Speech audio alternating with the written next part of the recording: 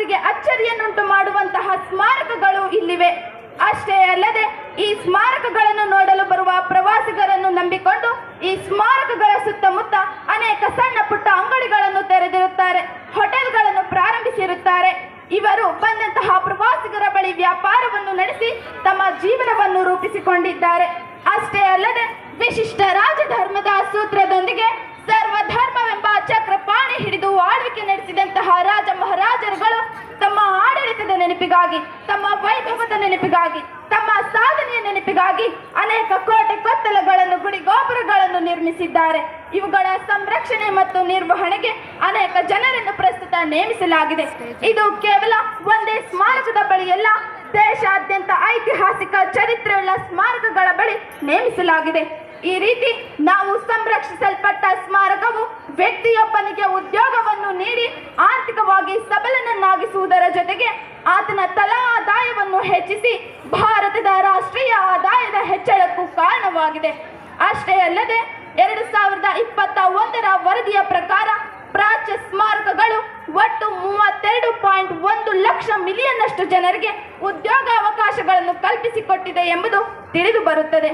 ಇದು ಪ್ರತಿಯೊಬ್ಬ ಭಾರತೀಯನ ಮನದಲ್ಲಿ ಮೂಡುವ ಗರ್ವದ ವಿಷಯವಾಗಿದೆ. ಅಷ್ಟೇ ಅಲ್ಲದೆ ಪ್ರಾಚ್ಯ ಸ್ಮಾರಕಗಳ ಸಂರಕ್ಷಣೆ ವಿದೇಶಿ ಪ್ರವಾಸಿಗರ ಮೂಲ ಸೌಕರ್ಯಗಳ ಹೂಡಿಕೆಗೆ ಕಾರಣವಾಗಿದೆ.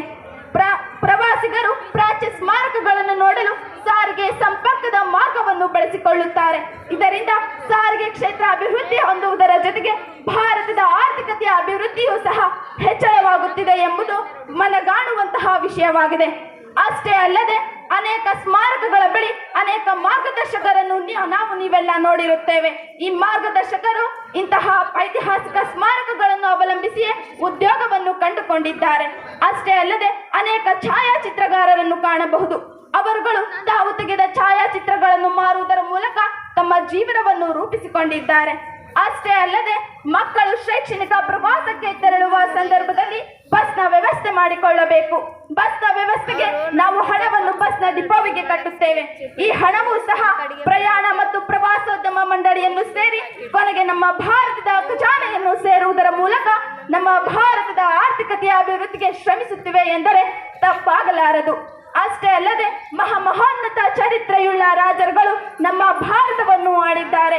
ಇವರುಗಳ ಸಾಮಾಜಿಕ, ಆರ್ಥಿಕ, ರಾಜಕೀಯ ಪರಿಸ್ಥಿತಿಯನ್ನು ತಿಳಿಸುವ ಅವಶೇಷಗಳು ಉತ್ಖನನದ ಮೂಲಕ ದೊರೆತಿವೆ. ಇಂತಹ ಅವಶೇಷಗಳನ್ನು ವಸ್ತು ಸಂಗ್ರಹಾಲಯದಲ್ಲಿಟ್ಟು ಸಂರಕ್ಷಿಸಲಾಗುತ್ತಿದೆ. ಇಂತಹ ವಸ್ತು ಸಂಗ್ರಹಾಲಯಗಳನ್ನು ಸ್ಮಾರಕಗಳಿರುವ ಸ್ಥಳದಲ್ಲಿ ನಿರ್ಮಿಸಲಾಗಿರುತ್ತದೆ. ಇಲ್ಲಿ ಭೇಟಿ ಕೊಟ್ಟಾಗ ಅಲ್ಲೂ ಸಹ ಪ್ರವೇಶ ಶುಲ್ಕವನ್ನು ಪಡೆಯುತ್ತಾರೆ. ಇದು ಸಹ ನಮ್ಮ ಭಾರತದ ಖಜಾನೆಗೆ ಸೇರಿ ಆರ್ಥಿಕ ಹೆಚ್ಚಳಕ್ಕೆ ಕಾರಣವಾಗಿದೆ ಎಂದರೆ ಅತಿಶಯೋಕ್ತಿಯಾಗಲಾರದು. ಅಷ್ಟೇ ಅಲ್ಲದೆ ಪ್ರಾಚ್ಯ ಸ್ಮಾರಕಗಳಿರುವ ನಗರಗಳಾಗಿರಬಹುದು, ಗ್ರಾಮಗಳಾಗಿರಬಹುದು, ಆರ್ಥಿಕವಾಗಿ ಅಭಿವೃದ್ಧಿ ಹೊಂದುತ್ತಿವೆ, ಎಲ್ಲ ಮೂಲ ಸೌಕರ್ಯಗಳನ್ನು ಪಡೆದುಕೊಳ್ಳುತ್ತಿವೆ.